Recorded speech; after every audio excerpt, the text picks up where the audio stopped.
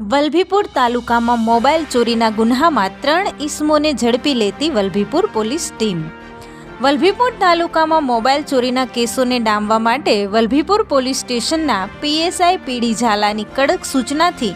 Mobile ચોરીના અનડિટેક્ટ ગુન્હાને શોધી કાઢવા વલભીપુર પોલીસ ટીમને કાર્યરત કરવામાં આવી હતી, જેથી વલભીપુર પોલીસ ટીમ મોબાઈલ ચોરીના ગુનેગારોને પકડવા ઊંડાણપૂર્વક તપાસ કરી રહી હતી, જેમાં વલભીપુર પોલીસે ટેકનિકલ સોર્સની મદદથી મુદ્દામાલ સાથે 3 ઈસમોને ઝડપી પાડ્યા હતા.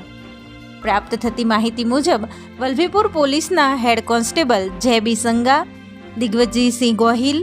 પુષ્પરાજસિંહ ગોહિલ નાઓએ અથાગ મહેનત કરી ટેકનિકલ સોર્સની મદદથી વલભીપુર ટાઉનમાંથી 2 ઈસમો, જેમાં ભરત ભીમજીભાઈ બારૈયા, રાહુલ બાલાભાઈ વાઘેલા તેમજ બોટાદ જિલ્લાના ઉગામેડી ગામેથી વનરાજભાઈ ચીકાભાઈ